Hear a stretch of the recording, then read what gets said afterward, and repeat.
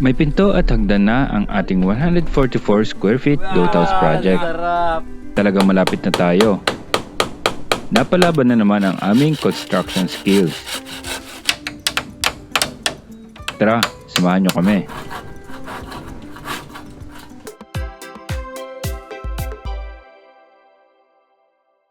Okay, so ngayon, ang ating gagawin, tutuloy natin ang pader ng itong ating goat house project. Yan. And medyo marami tayong time ngayon at in-expect natin na sana matapos natin syempre ang pader. Wag lang may e-epal na mga hayop natin dito sa farm. Tatapos natin to. Syempre, pader, pinto at hagdan. Okay. Na syempre, kailangan natin ng patpat. At yan ay nagawa na ni John Paul at ni Jayman. Kompleto na yan. Ahakutin na lang natin. So itong mga patpat na to, magkakadikit itong kada kawayan para madali yung pagkakamada natin mamaya. Pagpapatpat. So dati hindi maghalo-halo.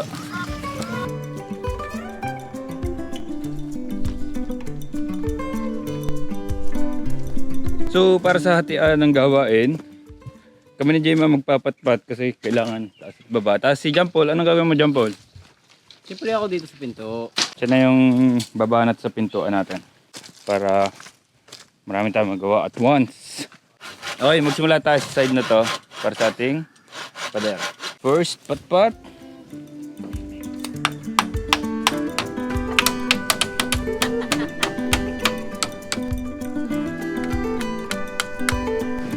Buti malambot-lambot dito ang kahoy, hindi mahirap magbako.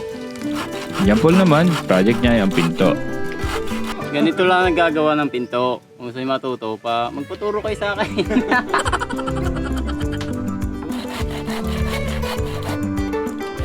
Magkasabay namin ginawa yan.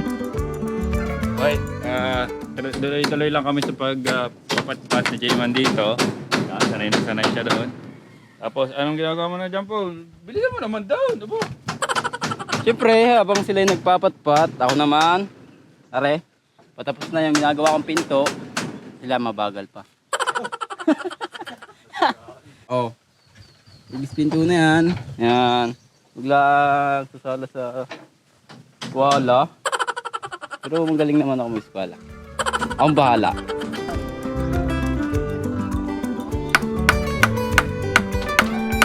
Buti, napansin ko, wala pa sa labas ang mga kambing. Kaya pinakawalan muna. Yun, takbo naman eh. Excited na excited. Nagkaka-progress din naman si John Paul eh. Nagpatpat na rin siya ng pinto.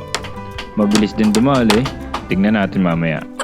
Pwede ba naman na siya lang ang may progress? Kami rin syempre ni Jayman. Patapos na tong side na to. Nilagarin na rin ang sobrang patpat ng pintuan.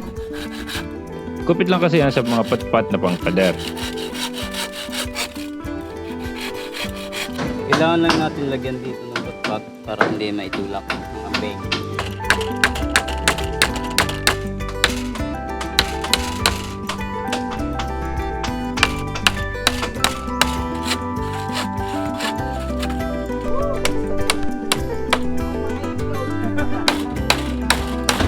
Okay, na kami. Last na patpat na ilalagay natin. Pero nung matapos kami sa side ng pader, chinek ko ang pinto natin. Okay, done! Ang side na to. Yeah! Okay, ilagay na natin itong... Ba't gaganyan?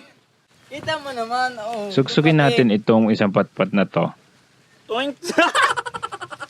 Ba't ganun? Ano yun?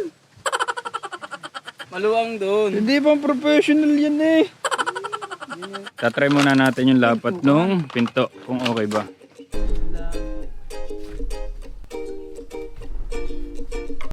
Ito pa ang problema.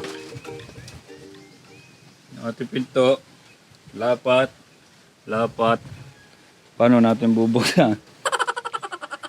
Gawin na lang ang paraan. Inatanggap na namin ang katotohanan na ulitin ang pinto. Basic daw eh. Flashback tayo doon sa sinabi ni John Paul kanina. Ganito lang ang gagawa ng pinto. Kung sa'yo matuto pa, magpaturo kayo sa akin. Ano sabi mo kanina? Basic lang yan. Basic. Ngayon ay Pag-uulit. ulitin. Pero ganun talaga. Magaling kami. Kaya gusto namin paulit-ulit. Okay, si John Paul, bahala na siya dyan. Ako mag-umpisa na ulit dun sa kabila. Okay, solo ako nagpapatpat. Medyo struggle. Inuuna ko muna itong dalawang taas. So mamaya na yung pagpapako sa baba. Nag-afternoon chores ko si J-Man. Tapos nagre-repair si John Paul. Kanya-kanya muna kami. Hindi rin naman nagtagal ang pag-ayos ng pinto. Okay, ito na yung redemption ni John Paul. Oh, game. Yan nyo, panoorin nyo maigi. Gano'ng kagaling. Sukat. Oh! Tuwan-tuwa nung sumakto ang pinto this time.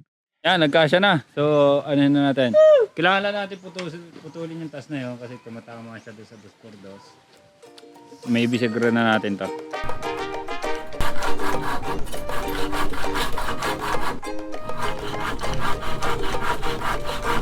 Naglagay kami ng bisagra at nilagay ang pinto sa pwesto talaga niya. And behold, sablay na naman ang bisagra. Hindi nakalabas yung kabiyak niya. So tinatry namin tanggalin. Para hindi naman yung mismong pinto na yung tatanggalin natin. Ito na yung tatanggalin natin.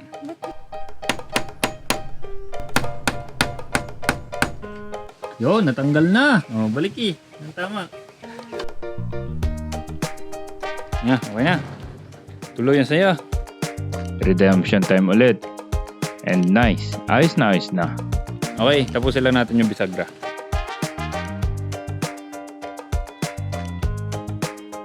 Yan, so okay na yung pinto natin. Gumagana naman siya. Medyo nanlalaban lang pero it will serve its purpose. Meron naman kaming lock dito.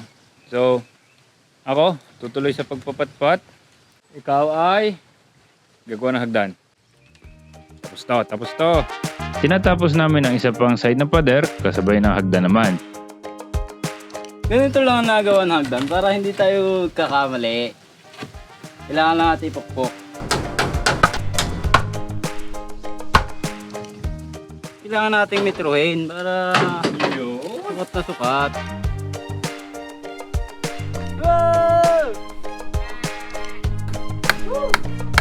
Okay, andito na yung ating isang backup.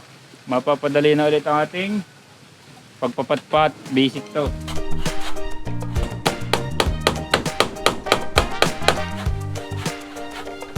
Okay, malapit na mataas yung side na yon ng patpat. Tapos si John Paul, naipako na niya itong unang baitang natin. Nakakabit na. Tapos, lalagay na niya yung kasunod. Ilang hakbang yan, John Paul? Dalawa lang. Tapos yung ating merienda, dala-dala. Ating napakagandang water girl. Special delivery. Paborito naming lahat dito, pati ng mga nag-aabang ng serye ng Goat House. Merienda time! Merienda time! Oh, Japol, merienda time! Ayaw. Sige! Malamig na juice at cupcake.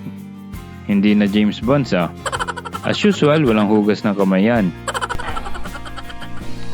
Tapos na yung merienda. Yan. Tuloy-tuloy na. Pagkatapos, final push para matapos ang side na to ng dingding at saka hagdan. Kanya-kanyang pukbok. Ano bang plano dyan, Jampol? Ang plano ko dyan ay lalagyan ko ng patpat. Parang dating ay pang professional. Okay, tapos na tong side na to. Pinapako lang ni John po yung pinakataas kasi Pinakamahirap. walang tapakan na. Tapos yung ating hagdan tapos na rin. Yan. Yeah! Salwan! Okay, so yun lang ang inabot natin sa ngayong araw. Cheer ako, next vlog natin, finishing touches at ililipat na natin yung ating mga kambing dito. At makakabili na tayo ng barakong kambing pagkatapos. Yun. Subaybayan nyo at maggagawa ako ng bukod na video summarizing yung step by step na paggagawa natin at syempre yung cost natin kung magkano ang inabot nitong ating goat house. Yan. So yun lang, maraming salamat, subscribe and peace!